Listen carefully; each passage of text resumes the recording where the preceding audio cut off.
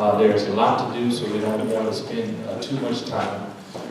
We have guests who have been going all over America, speaking of movement and raising up the people for such a time as this, and we want to get started with this opportunity. My name is Michael Waters, and again, we're delighted to have you. This is in partnership along with the Perkins School of Theology, and I'd like for Dean Hill to come and also provide some remarks. Give him a hand, if you will, as he comes.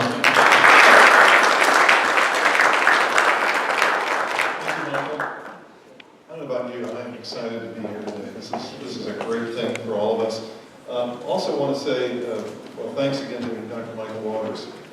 He is one of our distinguished alums from Perkins, someone we've always been very proud of. In fact, back, what was it, 2015, he was named the SNU Distinguished Alumni Leader, Emerging Leader, which is a great honor and certainly well-deserved.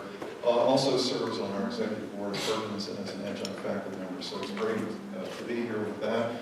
I want to just say a few words. I'm really honored to be in a school that has helped and lead the way in public theology and activism over the years, but particularly as the one that integrated SNU back in 1952, full 10 years before James Meredith was admitted to the University of Mississippi, something we're very happy about at Perkins. Today, Perkins has a social justice track as part of our Master of Arts in Ministry program. We also have a concentration, degree concentration for other master's students in social innovation and nonprofit engagement. Something we'd love to share with you. If you're interested in anything like that, Herbert Coleman, our Director of Recruitment and Admissions, is there in the back and at the table out front that you passed when you came in. I want to give a shout out to all of our alums and faculty and students who are here, who are participating in their own way in making theology real and through social activism, particularly in this Dallas area, especially our Black Student Association and its leadership, including Dante Ford, the president, and standing in back, Christian Watkins, the Justice in Action chair. Finally, I just want to say how thrilled I am to be here and to actually hear today's speakers in person. Like a lot of you, I come here already being a fan, very eager to hear what you all have to say. I came to Perkins a year and a half ago from North Carolina, where both of these men are making a profound difference in that community. Thanks again, Dr. Water, for making this possible. This is, I know, going to be challenging, exciting, and inspiring for all of us. Thanks.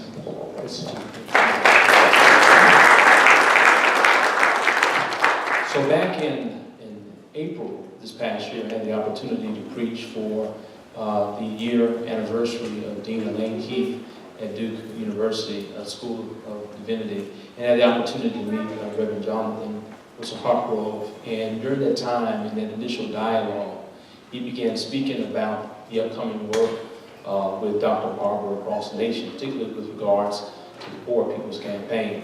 And of course, immediately a light went off in my head, because you can't talk about poverty in America without talking about Dallas. We are the epicenter of poverty in America, and that poverty is racialized, okay? And that's why we're here. I'm also grateful that they've decided to come, because they didn't just want to see North Dallas.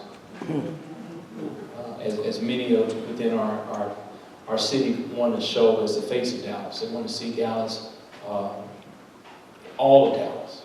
I'm grateful to have them here in the Fair Park, South Dallas area. And so, of course, you know these individuals. You've seen them, you know their work. And part of the reason I want to thank you for your presence today, we did things a little bit differently. Had we put things out on social media, we know any and everybody would have come. We didn't want any and everybody.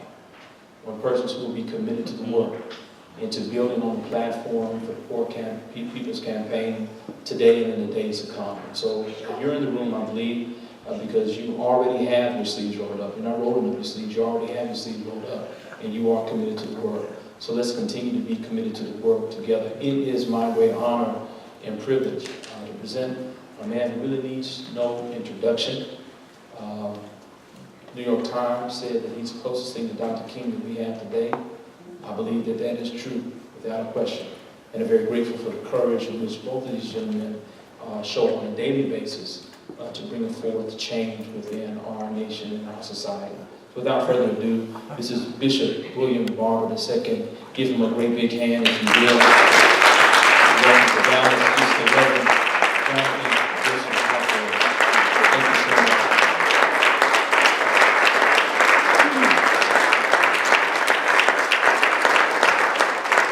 Let's thank God for our host, Reverend Dr. Michael Waters.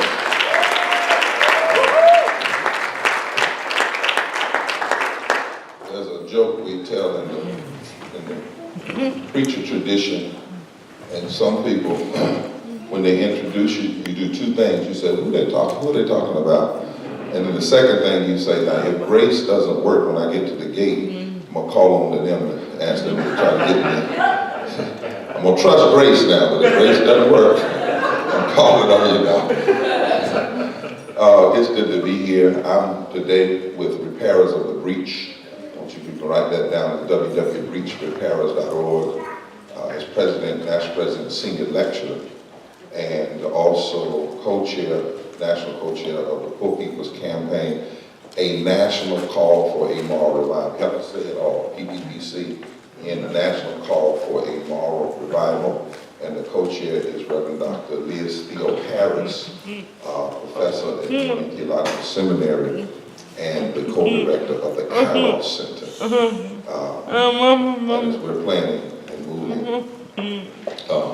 throughout the nation at this particular time. I'm joined here, and I'll let him introduce himself. Good to see everybody. Good to be here in Dallas. My name is Jonathan Wilson Hartgrove, and I'm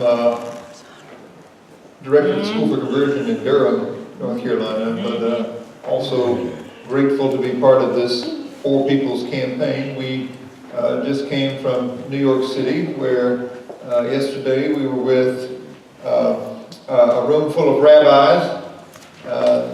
The folks who were there told us that there were rabbis from all four streams of Judaism in America who came together for the same reason you're here today, because they, ministering in their communities and watching what's happening in this country, have observed that this growing inequality is creating a moral crisis. And so we're grateful to be part of this Poor People's Campaign and to be able to engage with people of faith and faith leaders around the deep roots of the way religion has been misused, right, to justify so much of what's wrong, but also the way our faith traditions and our constitutional and other moral traditions really offer an alternative to that. So that's what this time together is really about. Thanks for being here. Thank you all so much. So I'm going to act as though I'm home, because I still am in the South. And I need two things. I need somebody to let me use an ink pen, because I see that mine fell out somewhere. So I'm going to test if you all are home. Are you all hospitable Southerners, you know? The second, I have one. Thank you. Thank you, Dean. The Dean's going to give me, oh my, miracles will yet happen. Now, the part of this is we're doing a set of trainings. And we're coming back because part of this tour is on seminary campuses, designed to get folk before they even come out of seminary, and to be in very diverse groups, even where people disagree with us. We're doing 15 seminary tours, and Reverend Cheryl Uzzell, who's assistant pastor at Greenlee Christian Church, and a Duke graduate, and a 30-year clinical psych nurse. Some people said that she was assigned to Jonathan and I for that very reason. As Dr. King said, you have to be maladjusted to do this work. So we're going to come back and talk to you. But today, as Dr. Waters said, you are a very particularly selected group. And what we're going to do is kind of do an analysis of where we are, we believe from our perspective, because part of the problem is the shallowness of the analysis right now. And what's happening is the dog is wagging, the tail is wagging the dog, even in our pulpits and our mosques and our temples. And we're eating up the talking points that are being given to us about what's really wrong. And I think it's very dangerous, because what keeps happening is a personalization of the problem. It's that guy. When that guy is not the problem, That's a symptom. But and that's a dangerous analysis to root all of your activism against that guy. You know, as though if that guy moved, number one, as though that the stuff going on just started with that guy. That's the first problem. If number two, if that guy was moved, the guy underneath it would be better. And number three, that somehow if that guy moved, it would change state legislators and the Congress, and you see what I'm saying? So we gotta be real careful with that. And because we don't want to be reverse idolaters. That's it. You know, and if you're not careful, if you criticize the wrong thing the wrong way, you will become what you criticize. So when you have an idolater sitting at the top, I and I alone can fix this. That's idolatry. And then you focus all your attention on the idolatry, you actually end up reinforcing the idolatry and become a victim of it yourself. You gotta be careful how you deal with Caesar and Nebuchadnezzar and Pharaoh. You can't deal with them any kind of way. And so we're going to talk some about that, but we're going to come at it theologically and historically. And then based on that, sound exegesis of the text will apply, and why the Poor People's Camp International call for moral revival ought to be, we believe, a response, right? A response. We've got to lay down, do the contextual analysis work. Anybody? Okay. Now, that also means, and we got to do some contextual analysis of Texas, because Texas just didn't get where Texas is. Yeah. And there's a battle for Texas because Texas now has the potential to shift the nation, along with some other states. And so we want to look at that a little bit. And then Jonathan's going to talk specifically as someone, he'll tell you his story. I don't want to preempt his story, because when you hear it, you know, and they're going around together. Because even how we talk about race, and we can't separate it. There are 4 things we said, 5 things we cannot unhinge. Systemic racism, systemic poverty, ecological devastation, the war economy, and the false moral narrative of Christian nationalism. You can't silo those issues. And you can't build movements that are just black, or just white, or just anything.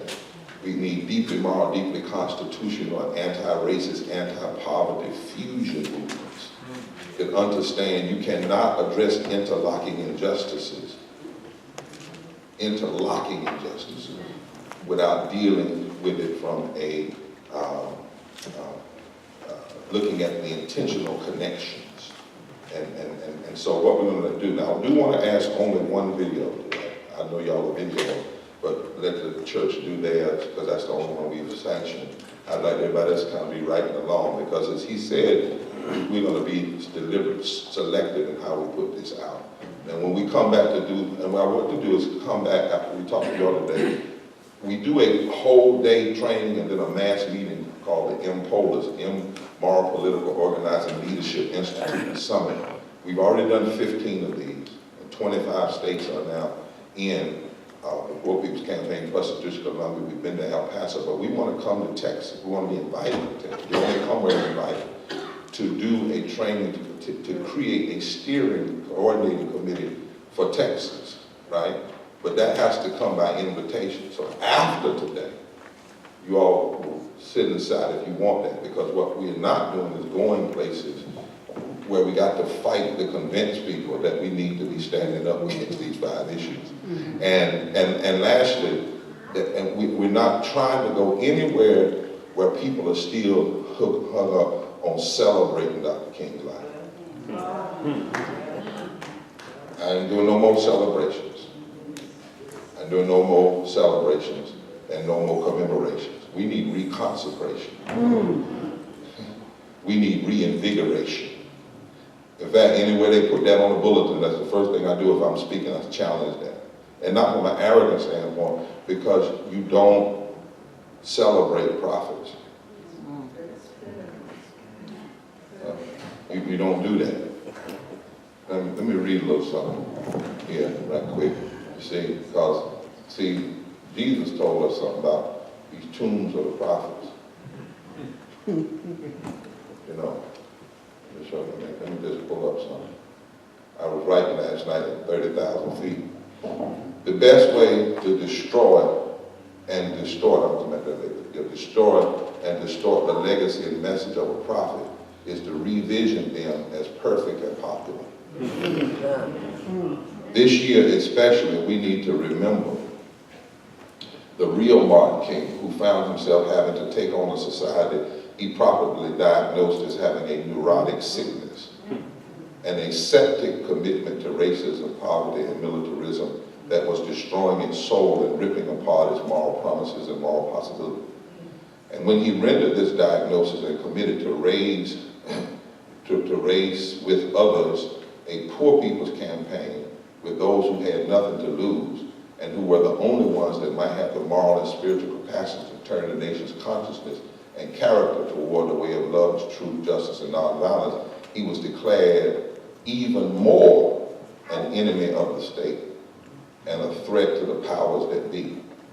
Because as Amos said, prophetic talk of love and justice that dares to challenge arrogance, neurosis, greed, and injustice is never welcomed by the oppressive actors and the system, especially when the oppressor has a prescribed type of protest, especially when the oppressor has prescribed a certain type of protest and a set of issues that they will accept from the oppressed. When Dr. King broke the protocol and linked racism, poverty, and war, and dared to challenge not just laws of the state and the laws of the state and country, but the country itself, the presidency itself, and the underpinnings and structure of the country itself, he was not popular by blacks or whites. And any attempt to simply popularize him, make a commodity out of him, throw celebratory and commemorative platitudes at him without embracing, embodying, and engaging the prophetic vision and call to action he espoused is to participate in the destruction of his legacy and, more importantly, the legacy of all of those unnamed soldiers.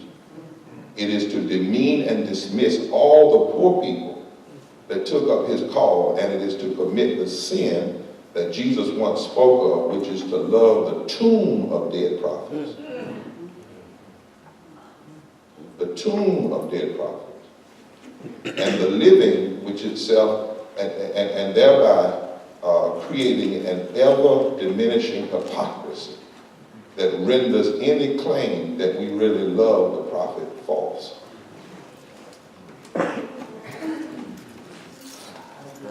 So I think it's sin to keep having commemorations and celebrations and cute platitudes and not action. And allowing people on the platforms at many of these events that if King was alive would not be on the platform. I went to an event one time, a King event, and I won't tell you where it was, and they had a leader of voter suppression.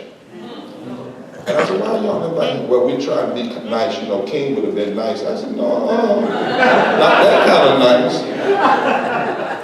So why y'all come up with this vision of Dr. King and Fannie Lou Hamer? Fannie Lou Hamer wouldn't have been that nice. Fannie Lou Hamer would have said, I question America. I went to another place, we were in Selma last year, and I got kicked out of the church. I tell Waters, I got kicked out. What's his name? I got kicked out of A&E church, I'm just going to tell you. Brown Chapel, got kicked, slammed out. And the reason is because we went there, and all these Congress people come down and commemorate the march across the Edmonds Petty Bridge, and half of them or more won't even restore the Voting Rights Act. Half of them support voter suppression in various forms. But they sit in that church where the blood is still deeply embedded in the wood of those pews. And they give all these platitudes. And I had spoken, and then I was doing something, because sometimes I get distracted. And they had a guy come to the podium, and because sometimes at these programs it's just blah, blah, blah, blah, blah, blah, blah, and you get distracted, because it's just folks saying a bunch of stuff that they, you know. And so he gets up, and he's the Secretary of State for Alabama. And he begins to say how voter photo ID is a result of the civil rights movement in Brown Chapel, right? And how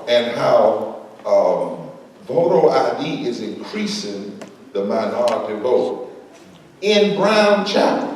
Now, I first didn't kind of hear what he was saying, because I told you, I think the Lord kind of had me deliberately distracted for a minute. And then all of a sudden, I heard Bob Zellman. Bob Zellman was the first white full-time worker with SNCC. She knows what I'm talking about. From LA, Lower Alabama. His granddad was in the Klan, disowned him. His dad was in the Klan and got turned around. And I heard Bob Zellman from the balcony holler out, "Liar!" And I saw, when the pastor, like my brother hit steps, sir, we're not having that in the church today. I'm like, what? And then I started, and I said, I don't know. The pastor didn't just calm down Bob and allow the Secretary of State to lie in the pulpit of Brown Chapel. So that's what happened. So something got a hold of me. And I was sitting right here in the pulpit, and I stood up and said, "Sir, you're not going to keep telling those lies now." I said, voter ID is voter suppression and all the other things. He said, "Excuse me." I said, "No, excuse me." And the pastor said, "Reverend Barber, we can't have that in the church. You've got to give him his opportunity." I said, "No, I don't." I said, "Not in the church. Maybe in this building, but not in the church." And then people stood up, and he said, "Well, would you please leave?" I said, "I'd be honored to leave, but what should happen is he should leave in those lies. It is a disgrace in this place to do that." But I was put out of the church. And they ain't talking about no white church. I'm getting so tired of some black churches claiming they got some hierarchy, some great over, like a lot of them trying to suggest that they can talk down about the white church.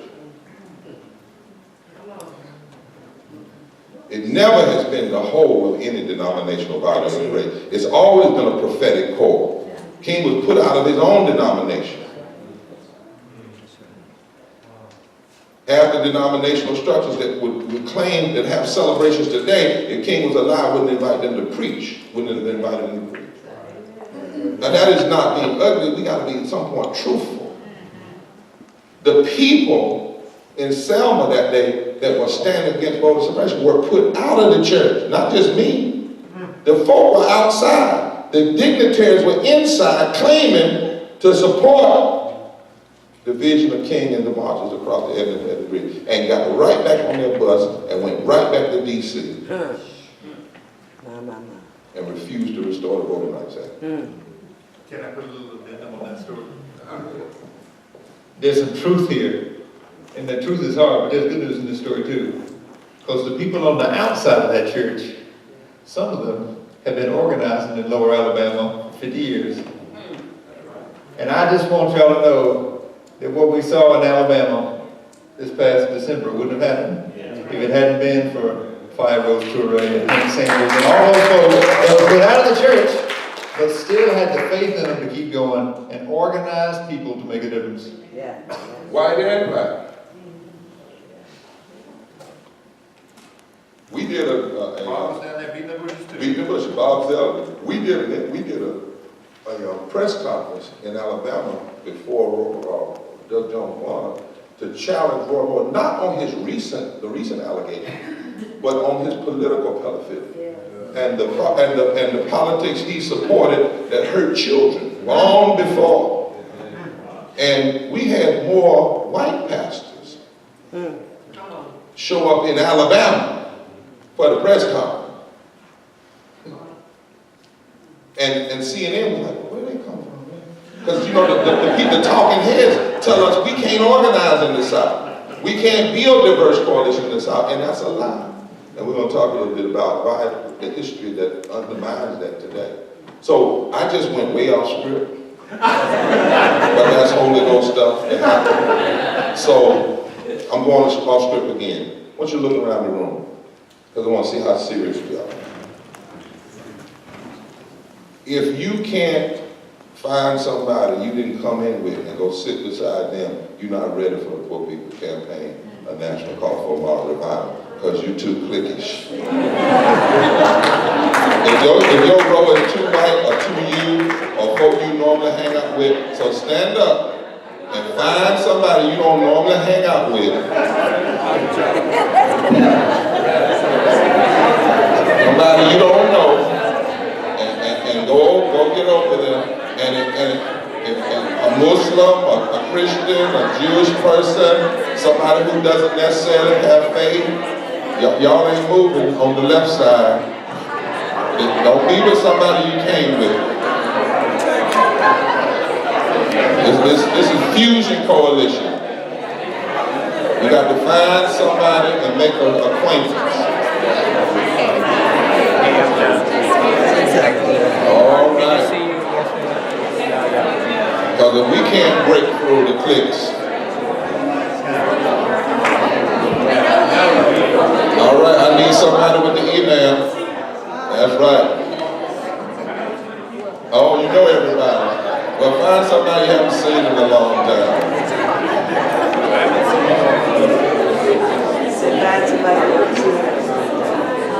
Brother email, would you? I try to let folk know. Amen. Because we had somebody, we went somewhere, Brother Rock, yeah, I see a lot of conversation. That's good. That's right. Meet each other. I went somewhere. I like this. Yeah, I like this. All right. Now, are we ready? We can learn each other as we go during the day. I done opened up Pentecost up in here. Sound like tongues to me.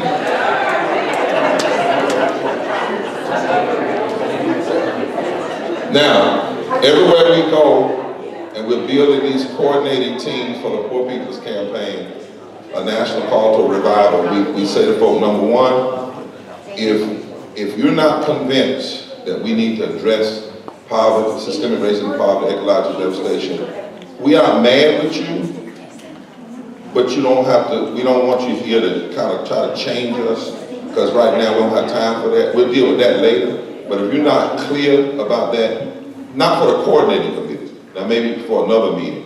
So if anybody, we tell folks, if you can't work with people because they're Muslim or Jewish or Christian, or maybe they don't have faith, particular faith, but they believe in the moral arc of the universe, they believe in the establishment of justice, you got a real problem with that, for the coordinating committee and the anchor group, you know, that's cool, we ain't mad. No, we're not beat up on you, but that's just not what we're doing. If you can't handle gay people and the LGBT community, you know, you don't understand that the same people attacking gay people, the people attacking Hispanic people, attacking black people, and taking your health care. If you don't understand, then we don't have time to, you know, not for this, because we're not, you know, we're looking for a remnant to work through this work, a remnant, okay? And so we just kind of say all that stuff up front, you know, so that people know what they're dealing with. Now, we have vigorous discussion, AIDS and all of that, but I just wanted to check the room a little bit. Y'all cool with each other, right? You know, you ain't gonna be falling out. You know? Okay. And my presiding bishop, Bishop Flunder, where the walking head was the same gender-loving person, y'all don't trip and fall all out and act crazy and all like that. Okay, all right, as long as y'all cool, all right. Okay. Hey, Mom, would you mind lifting us in prayer?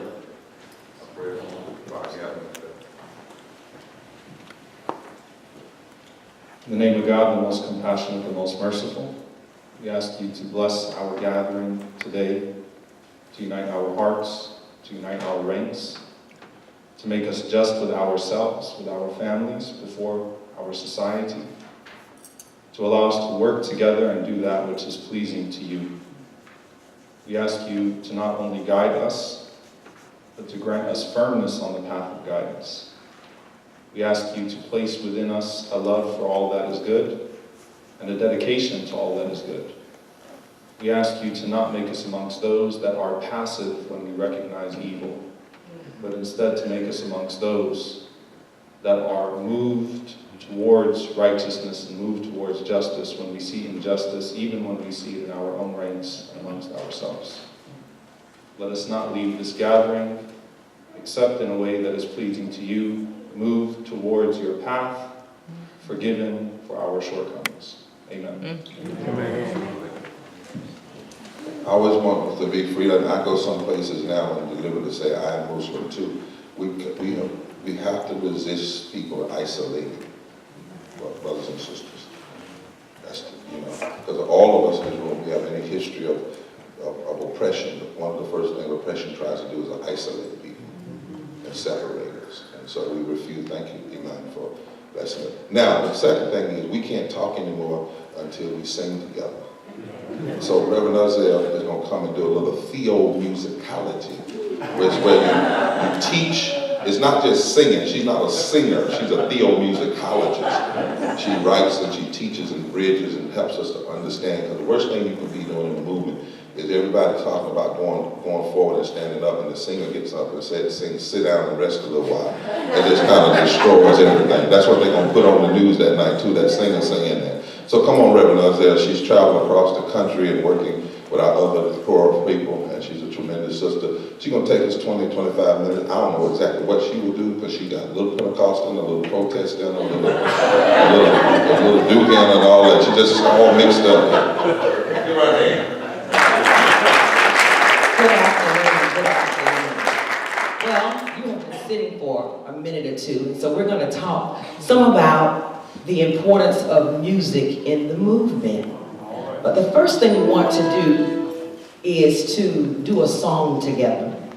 And then I'll have you to sit back now just for a few minutes, and I'll do a little talking about music in the movement. And then we're going to sing a little bit more and take our full 20 minutes or so, okay? All right. So the first song that I want us to do is Woke Up This Morning with My Mind. And you know, in our church, some of our church settings, we say, stayed on Jesus. But in the movement, we say, with our mind stayed on freedom, or our mind stayed on justice. Now, how many sopranos do we have in the house? Y'all act like y'all ashamed to be sopranos. How many sopranos do we have in the house? Let me know that. Okay. How many altos? Okay. Tenors. Bass and baritone. All right, so that means we got a good mixture of choir. Now, how many people just sing in their car to themselves with whomever the singer is, and they feel like they're just as good as they are? So that group is considered to be the alientos.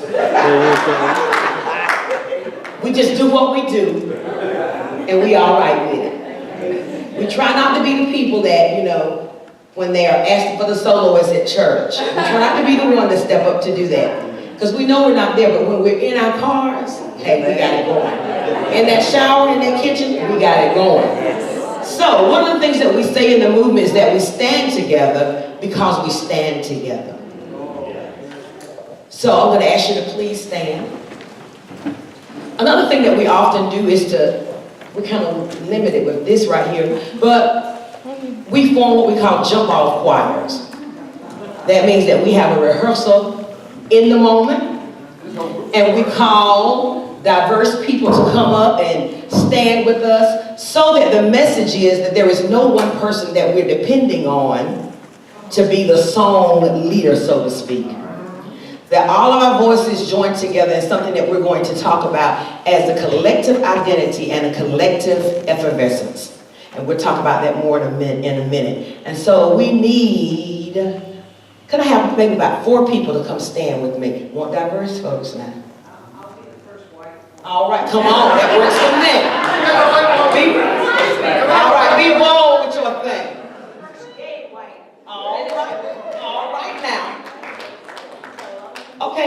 now, this is a trio. Could we at least get a quartet? Well, come on, that'll work. And how about you, my sister, right there? Okay. Those dreads right there.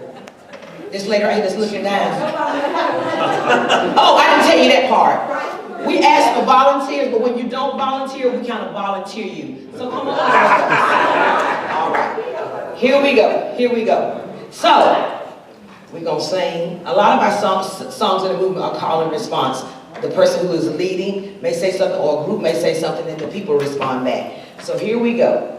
Woke up this morning with my mind stayed on freedom. Oh, I woke up this morning with my mind. Put those hands together.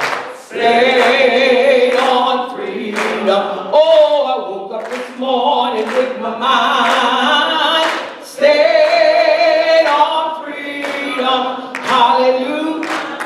Hallelujah. Hallelujah.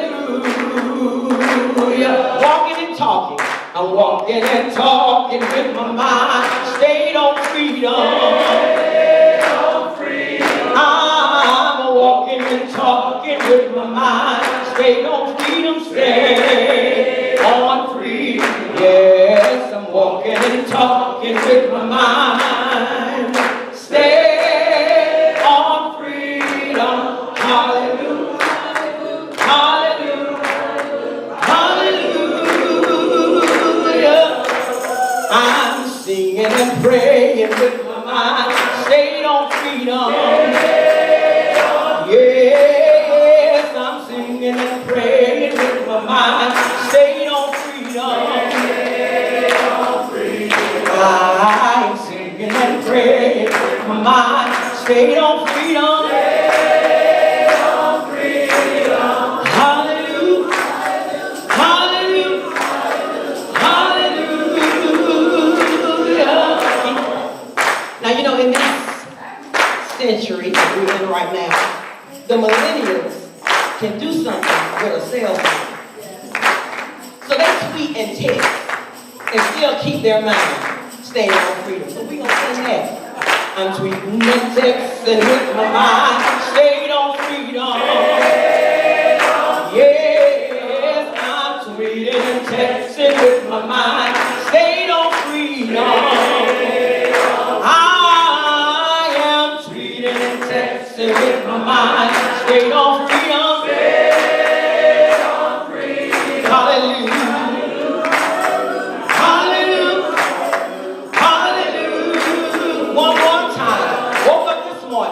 Woke up this morning with my mind stayed on freedom. I woke up this morning with my mind stayed on freedom. Yes, I woke up this morning with my mind stayed on freedom. Stayed on freedom.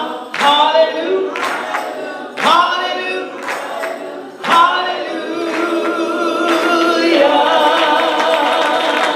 You all are awesome. Thank you, thank you. You all are absolutely. Don't let nobody tell you nothing different. What you say? We got this going on. Did nobody tell you? Okay. So, music is a vital part of our speaking and acting out against injustice and chaos. So, why is music such a vital part? Because it has power. I mentioned to you earlier about collective identity. We all know that we can't all talk at the same time, not and get a clear message across. But we can all sing together or hear the musical notes and sing it in our language, and somehow or another, all of our different languages, it seems that the music transcends every bit of that, and we understand the message that is being taught. Stevie Wonder once said, music is a world within itself. It's a language that we all understand. So we can have a common song that will unite us to a common interest, concern, or a feeling. Just like when you're looking at like a horror show or a drama, the music keys you to what's coming next, right? So when you hear that suspenseful sound, even though you may not know what's going to happen, you slide to the edge. And your heart starts to beat faster because the music is keying you to the next thing. So it is that if an alien were to come to our country, probably would feel right at home, I'm sure. But if he would come to our country and hear the music that was being sung for the time, it should give them a good indication of what's going on in our country. Just like if you remember Mercy, Mercy Me. Marvin Gaye, Mercy, Mercy Me. We in church, we still talk about Marvin Gaye, can't we? War. What is it good for? Absolutely nothing. Those songs spoke to where we were at that time. Bring the boys home. Bring them back to me. Go there. Okay. So, the music we choose to exercise with would either cause us to be geared up. Nobody puts on, if you really like going to the gym, get ready to exercise, you don't put on nothing that's gonna take you down, do you? You need something with some pep in it to get you on that treadmill, that elliptical, that thing that will kill you. You need something with some pep in it. And then as you're getting ready to slow down, you get a softer, easier music. When you're trying to put your children to sleep, you get hard rock. You get some real lullabies. You do. Yeah, I'm weird though. Wow. Well, you know, it takes all of us to make all of us. All right. But most of us, when we're trying to calm down, we can kind of get calming music. What's your name? I'm Jonathan. Okay, Jonathan, it's nice to meet you. Jonathan, it's something with that name, isn't it? It's strange. Okay. All right, okay. All right, so the chaos in creation was removed and it was replaced with music. It is said that all of the planets turn or spin on in a particular key. Earth's key is C. So, music, even when God created, music was involved. It also has the power to change the atmosphere and to make it conducive for the prophet to speak. So in 2 Kings, the 3rd chapter, 15th verse, the people were in need of a word from the Lord. And in order for that word to come forth, Elisha could not speak until he was positioned to be able to hear. And in order to be able to hear, the skillful harpist came in and began to play. And as the harpist played, the hand of the Lord came upon Elisha. He could hear and then he could speak. So we know that even in our musical settings, the songs make a difference. For those of you that are preachers or pastors in particular, you want the sound to be right. I know with Dr. Barber, oftentimes he will say to us at church, you know, we may have rehearsed something and we're looking forward to singing that thing because we think we got it down pat. But he needs to hear something different to prepare the way for the word that's coming forth. So it is in the movement.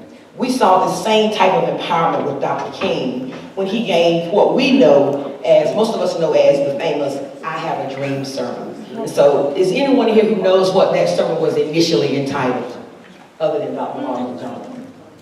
It wasn't about making America cash its check or its promise of billing promise. My tongue, but it wasn't actually to snag your title as I asked. I think it was a different kind of thing altogether. He gave it to power a few times. It said, Normancy, Never Again. That was the original title of the sermon. Normancy, Never Again. And at that time when Dr. King was preaching, you know, sometimes the weight of what you're having to carry can make you somewhat melancholic. Especially as you begin to look around and it seems as though the people aren't getting it. And as many of you know, as you've done some study and reading, and as Dr. Barber and Jonathan will further talk about, Dr. King was not like widely accepted. And the work that he was doing was put out of churches. People walked away from him because of his stand. So you can imagine that to stand is costly. And so as he was standing, giving that sermon that afternoon, it was because of the theomusicologists of that day, Mahalia Jackson, that he went over to what most of us have come to know is I Have a Dream.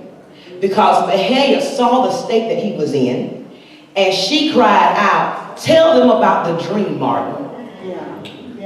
And that's what took him there, listening for that certain sound. She's also the one oftentimes he would call and just ask to sing to him so that he could get his spirit right.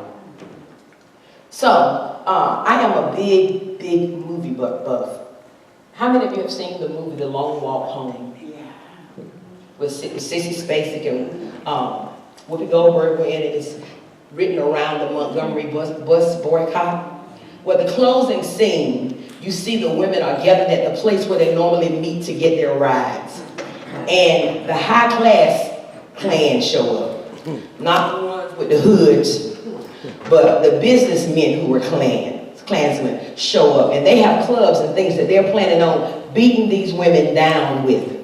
And so as they're backed up against the wall and fear is creeping in, somebody decides that they're going to lock arms with the other women, and Whoopi Goldberg begins to sing, I'm Going Through. And as she starts to sing, the other voices join in with her, and they are emboldened and encouraged to be able to stand. And guess what happened to the oppressors? They backed away. So music has that kind of power. Therefore, it's important what the choirs choose to sing in the services. It also creates a space for collective effervescence. Now, how many of you know about Alka-Seltzer? If I had a glass of water and a couple of Alka-Seltzers, I would show you what it does. But Alka-Seltzer has the plop plop, and then comes along the fizz fizz. You pop it in the water, then comes the fizz fizz. And it is, you know, it creates this lathering up, so to speak. So we see the same kind of thing occurring in Judges 7, when Gideon has 300 men, and he decides that what I need to do is to divide these 300 men into 3 groups. And so the Midianites are after them. They created a collective identity and a collective effervescence through blowing of the trumpets and the breaking of the pitchers. And what did that cause? The Midianites began to turn their swords on one another and kill one another. So, music has the ability to reach out to and to change the hearts and the minds of people. So that's why it is so important in the movement. One last story along that same line. I know come right out of the Christmas season, even if you're not someone who really celebrates Christmas, you have seen or read the book, How the Grinch Stole Christmas. And you know how grumpy and hateful the Grinch was. He just wasn't going to have Christmas. Stealing and taking the presents and stuff away. And it was little Cindy on that morning when she got up and everything was gone. People were disappointed. There are things that they are trying to take from us and that have been taken from us and that we're continuing to have to fight for now that we ought not have to fight for, that kind of takes the wind out of our sails. And so we're kind of like the Who people sometimes. That's why you need a theomusicologist, somebody who will lift the song to let us know that even though some things might have happened that we wish had not happened, it's not the end of the story. So as Cindy began to tell them all the things that they ought to be hopeful for, the people in Houlihan began to sing. And what did all that singing do? The Grinch's heart started to grow and grow and grow till the Grinch changed. Now, some of us kind of wonder, is there any changing for any of these folks that are leading us? But how will we know except we show? Show up with our songs, show up with our courage, and encourage one another. So, as was mentioned earlier, Dr. Barber said, making sure that we sing the right song. We don't want to talk about laying burdens down and studying war no more. This is time to fight. We don't want to talk about sit down, serve and rest a little while. We'll rest later. Right now, we need to stand up and fight. We don't need to even talk about Jesus will fix it. Because for some of us, that's our cue to sit down and cross our legs at the ankle and wait for Jesus to come do it. So, Jesus doing it, God doing it, He's going to use us in order to do it. We are His eyes, His hands, his feet, her eyes, her hands, her feet in the earth. And if the work is going to get done, guess who's going to do it? You and I. And if the work doesn't get done, who's going to give an account? You and I. Kind of like with Moses, you know. Moses said, Lord, we need you to help us. You see the Red Sea. He said, that's what we're going to do. He said, use what I gave you. What's in your hand? So he has empowered us and given us the things that we need to be able to do this work. And so finally, the importance of song, we see it with Jesus. Even as he was going to his crucifixion. We see him in from Psalms 113 to Psalms 118 singing the Hallel songs. Our question to ourselves is, what are our Hallel songs?